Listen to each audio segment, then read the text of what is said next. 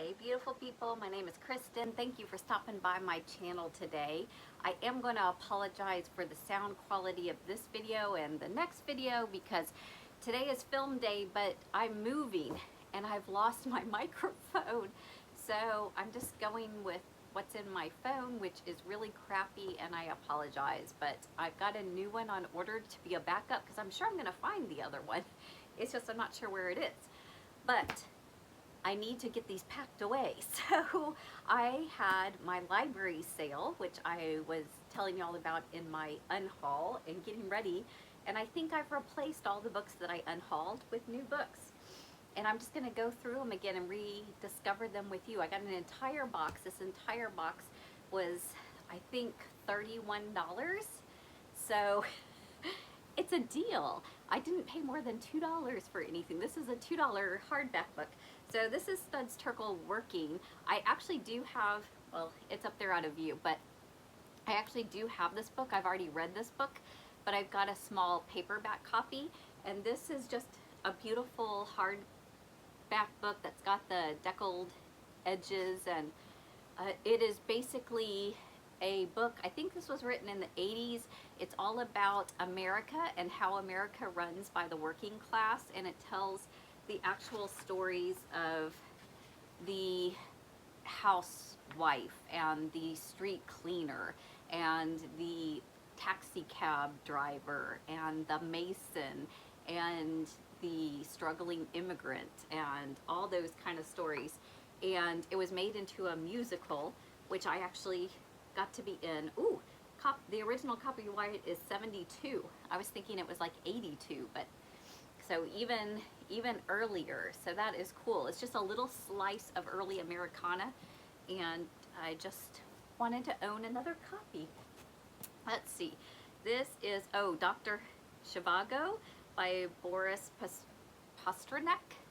A Russian book that has been translated, very famous, but I have never read it. And I thought this was a really lovely copy for $2. So I will put that in my classic TBR.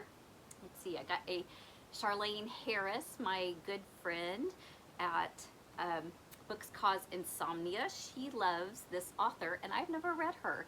And this one kind of struck me as October, right? Dead to the World. And it sounds a little kind of sexy too.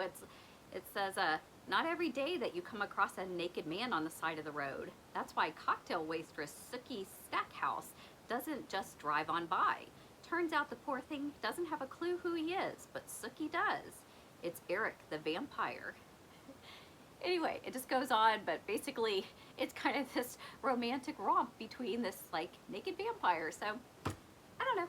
I just thought, you know, I might probably not read that till next October and save it for kind of a Halloween read, but we'll see.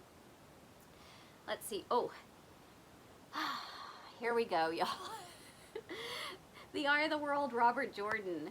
So this is the first book in Wheel of Time. I don't know that I'm ready for this, but it was $1, so ooh, there's like, I think there's 14 if I'm not mistaken. Is that right? You can correct me if I'm wrong. But this is the one that Brandon Sanderson wrote the end of it, and it has the what's known as lovingly as the slog in the middle. So it's quite an undertaking. I think all the books together are like this wide. So yeah, we'll see. Oh, and then this book, I Know Why the Caged Bird Sings. This came out the year I was born, and so I thought that would be really cool to read it because I have not read it. Let's see, City of Oranges, an intimate history of Arabs and Jews in Jaffa.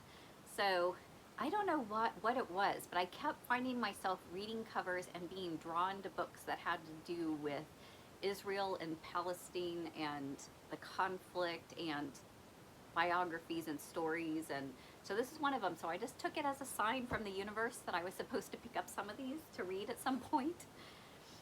Heart of Darkness. This is one that I read in college, or actually high school, I think, and I liked it. So I thought I'd pick it up and maybe do it as a reread sometime.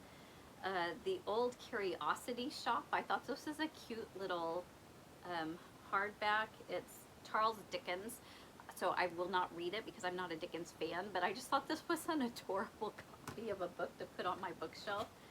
Old Man in the Sea, another one that I read in high school.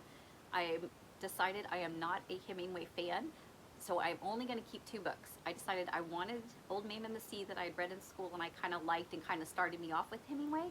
So I picked up this one. I think it was 50 cents. And I'm going to keep to have and to hold the other one that I like. And I'm going to donate the rest of my Hemingway. Oh, this is Zen Cat. It's just a cute little, one of those photo books with like lovely cute photos that you would like keep in your bathroom, or I love cats. So it was $2. I thought it was worthy. I got another James Patterson. We got TikTok. No idea what it's about, but James Patterson was a good read. I don't know. You'll have to let me know. I know Alex Cross is his big character, but I'm assuming he's got other stories, right, that doesn't have him. So I don't care if it does or not. This is The Planets. This is a non-fiction book, and it actually goes into what we kind of know and develop about the planets and our solar system. And I thought that would be a nice one maybe to read in November for non-fiction November. And then look at this old school Snoopy festival, and it's all Peanuts comics. And I just love Snoopy. I love Peanuts. I just think it is so sweet and still tries to teach us to be kind and good and take care of one another and peace on earth and goodwill to men and all those kind of Snoopy-esque kind of messages. So, I mean, for $2. I picked up this one, Love and Luck by Jenna, can't read the thing because it's got a sticker on it, Evans Welch. Dear Heartbroken, I know you're feeling fragile, turtle dove, so let me just lay it on for you. You're not about to fall head over heels in love with a place that not only tells the heel of the little heart, but also challenge you in every way. Time to open your suitcase, the mind, and this guidebook, because I'm not only an insufferable expert on all things Ireland, but an insufferable expert on heartbreak. So, takes place in Ireland. I thought it sounded like it was written from an interesting kind of perspective, maybe a letter or breaking that fourth wall. I thought I'd take a chance and pick that one up. Another kind of older school copy. This is The Man in the Iron Mask, Alice Dumais. So, haven't read this one, but think it will be good. The Poe Shadow. I can't remember if this was fiction or non-fiction about Poe. I think it's non-fiction about Poe.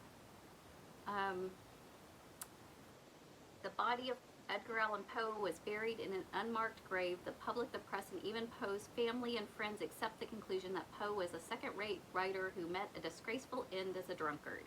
Everyone, in fact, believes this except for a young Baltimore lawyer named Quentin Clark, an ardent admirer who puts his own career and reputation in a crusade to salvage Poe's reputation.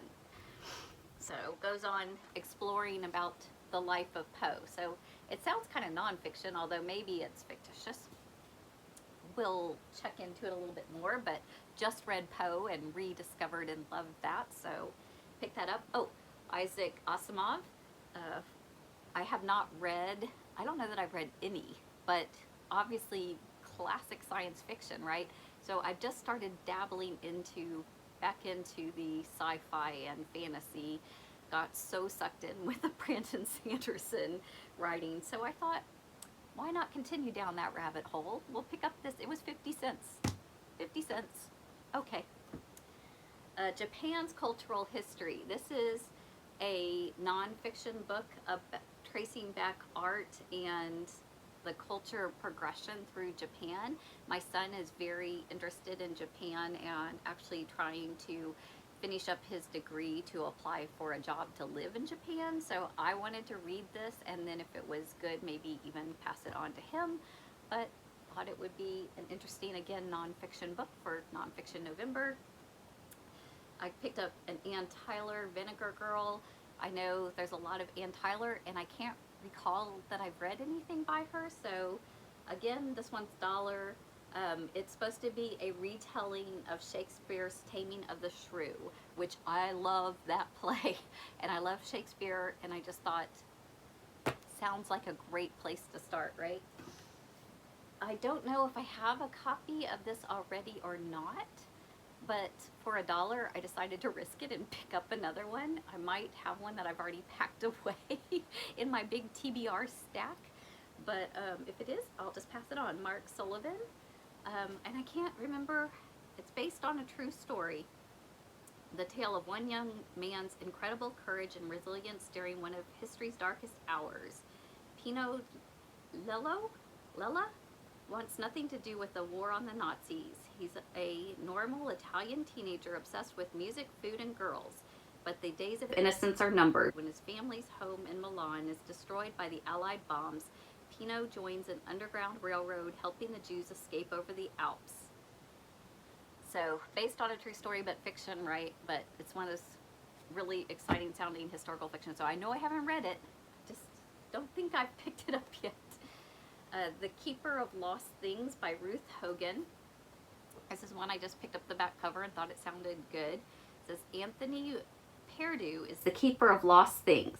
Once a celebrated author of short stories, now in his twilight years, Anthony has sought consolation from a long-ago loss of his fiancée by lovingly rescuing lost objects, the things others have dropped, misplaced, or left behind by accident. Realizing he's running out of time, he leaves his beautiful house and all the collected treasures to his unsuspecting assistant, Laura, the one person he trusts to fulfill the legacy. Recovering from a bad divorce, Laura is in some ways one of Anthony's lost things, but when she moves to the lovely Victorian mansion, her life begins to change. His final wishes set in motion a most serendipitous series of encounters as Laura sets out to realize Anthony's last wish, reuniting the cherished objects with their owners. I don't know, it just sounded sweet and kind of funsy and like a light read after maybe you read something heavy. The Lemon Tree. This is another one that has to do with Israel and Palestine, the Arab, a Jew, and the heart of the Middle East. So I think, is this one the memoir? Yes, this one is a nonfiction memoir set in 1967. So, right before I was born. Here's a very old kind of keepsakey book. This is Rebecca of Sunnybrook Farm. So I actually have a copy of this. I don't think I've packed it away yet. No, it's up there, but it's falling apart. It was my mother's, and it's literally coming apart, and I don't want to touch it or reread it, but I thought I might want to reread this one because I read her copy actually as a little girl many years ago, but I can't remember really the story so much, so I think I want to reread it. So I thought I'd pick up, not that this is a newer copy, but a more solid copy. And then, like I said, I just read Edgar Allan Poe, right? But it was a book of his short stories, not his poems and all that. So they only charged me $1 for this book. $1. The unabridged, every single thing Edgar Allan Poe wrote for $1. I think the print is a little bit smaller than I would like, but that's all right. We can use a magnifying glass, or it's not too bad. But it's got all the poems in there for me, and then all of his stories and novellas. So whenever I get the urge to read a little Poe, I can do that. So all of that for like $31 or something like that. Crazy, right? Check out your libraries, Google search it, you know, help them out. If you've got some books to donate, you can donate. It's a great thing. So let me know if you've read any of these. If you have one of these that you're particularly interested in me reading sooner rather than later to do a review because you thought it sounded interesting, please put that below too, because A lot of these I am anticipating reading fairly quickly, but most of them I'm just going to kind of put in my stack and let the spirit lead. So thank you for stopping by. I appreciate you. Like and subscribe for more videos. Take care.